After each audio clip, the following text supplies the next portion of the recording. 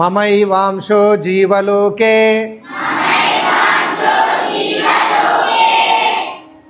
జీవభూత సనాతనః మనస్సష్టాని ఇంద్రియాణి ప్రకృతిస్థాని కర్షతి.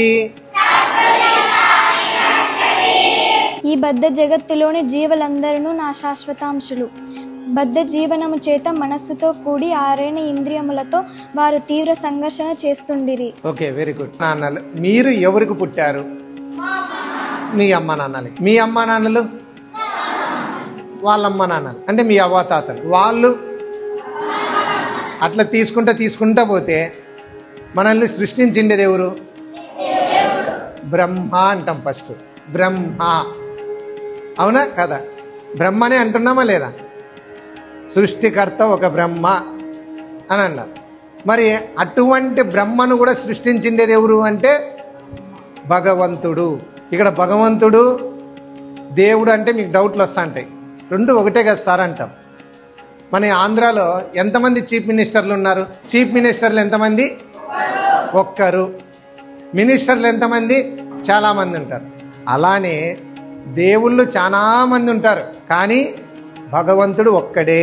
ఇది చిన్న లాజిక్ నాన్న. ఈ పాయింట్ ఖచ్చితంగా యాక్సెప్ట్ చేయాలి. మున్సిపల్ మినిస్టర్గా ఎవరు పనిచేస్తారు? విద్యాశాఖ మంత్రిగా ఎవరు పనిచేస్తారు?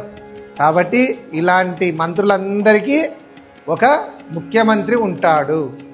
సో అలానే దేవతలందరికీ ఒక ప్రధానమైన దేవుడు ఉంటాడు. ఆ ప్రధానమైన దేవుని పేరే భగవంతుడు. అది ఎవరు ఎన్నైనా అనుకోవచ్చు. ఓకేనా?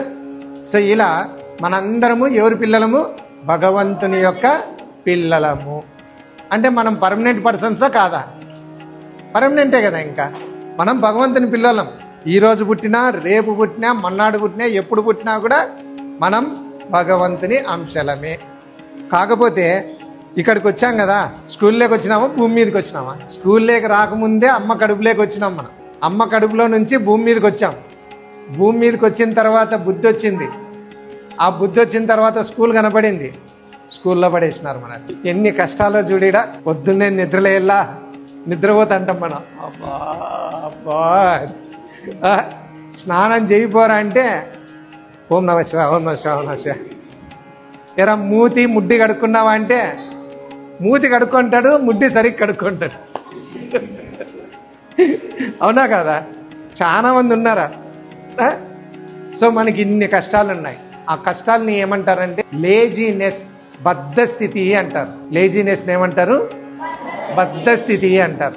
సో అటువంటి బద్ధస్థితి కలిగిన ప్రదేశం అన్నమాట ఇది. చూడండి, ఇది మెటీరియలిస్టిక్ లైఫ్ అన్నమాట. బద్ధ జీవితం. ఇక్కడ ఎవరన్నా హ్యాపీగా ఉన్నారా? మీరు హ్యాపీగా లేరు, మీ అమ్మా నాన్నలు హ్యాపీగా లేరు. ఉన్నారా? ఒక 10 నిమిషాల సేపు అమ్మ బాగున్నావా అని అన్నావు అనుకో, 2వ నిమిషమే ఏదో ఒకటి అవసరం గుర్తుకొస్తుంది, కష్టం గుర్తుకొస్తుంది. సో ఇక్కడ ఎవ్వరూ హ్యాపీగా లేరు. కానీ హ్యాపీగా ఉండడానికి ఏం చేయాలంటే సరైన జ్ఞానాన్ని మనము ఉంచుకోవాలి. సరైన జ్ఞానం ఎక్కడి నుంచి వస్తుంది అంటే బుద్ధి నుంచి వస్తుంది.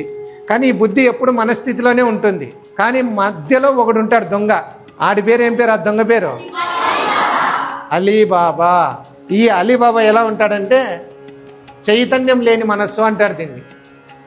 అంటే కరోనా వైరస్ లాగా. కరోనా వైరస్ని చూశారు కదా, ఇది ఇలా ఉంటుంది, గజ్జలు గజ్జలుగా గజ్జలు గజ్జలుగా. అది వచ్చిందనుకో చాలామంది హార్మ్ఫట్ చనిపోయారు. అంటే ఆ కరోనా వైరస్లా మన మనసు ఉంటుంది. సో మనసు కరోనాలో ఉంది కదా అని మనం చచ్చిపోకూడదు. మనం చైతన్యాన్ని కలిగి ఉండాలి. ప్రాపర్ బుద్ధితో మన మనస్సుని నిగ్రహించాలి. ఎలా? చైతన్యం కలిగిన మనస్సులా. సో ఎప్పుడైతే మనలో చైతన్యం ఉంటుందో, ఇప్పుడు చూడండి, ఇది క్లియర్గా కనబడుతుందా? కనిపించలేదు. బట్ ఇక్కడ చైతన్యం కలిగిన మనస్సు చూడు ఎంత నీట్గా కనిపిస్తుందో. మనసుతో పాటు 6 అలీబాబా 5 దొంగల చేత బంధింపబడ్డారు కాబట్టి కష్టాలు నష్టాలలో ఉన్నారు, కష్టపడుతున్నారు. సో కాబట్టి ప్రతి ఒక్కరూ ఇందాక మనం చెప్పుకున్నట్లు మన మనసు కంట్రోల్లో ఇంద్రియాలు ఉండకూడదు. సెన్స్ ఆఫ్ ఆర్గాన్స్, దానిని తెలుగులో ఏమంటారంటే ఇంద్రియాలు. సెన్స్ ఆఫ్ ఆర్గాన్స్ కంట్రోల్లో మన మనసు ఉండాలి, కానీ మన మనసు కంట్రోల్లో ఇంద్రియాలు ఉండకూడదు. నాకు ఇంగ్లీష్ సరిగా రాదు, మా నాన్న ఇంగ్లీష్ నేర్పిలే. తెలుగు మాతృభాష, అమ్మలాంటిది. ఎంత ముద్దుగా ఉంటుందో తెలుసా. నాన్నని పిలవాలంటే కొంత కష్టమే. నాన్న ఎప్పుడూ ఒకేలానే ఉంటాడు, ఒకసారి పిక్కిల్ మైండ్తో ఉంటాడు. అదే అమ్మ, మా అమ్మ కూడా పిక్కిల్ మైండ్తోనే ఉంటుందిలేండి సార్. కానీ అమ్మ ఎలా ఉన్నా కూడా అమృతంలా ఉంటుంది అమ్మ. ఓకేనా? సో ఇప్పుడు ఈ శ్లోకం యొక్క భావం ఏమనంటే, మన మనస్సు ఎప్పుడూ ఎలా ఉండాలి? పవిత్రమైన చైతన్యం కలిగిన ఒక సూర్యునిలా ఉండాలి.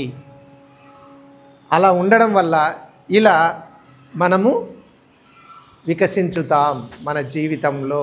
సో అదే ఈ శ్లోకం యొక్క సారాంశం.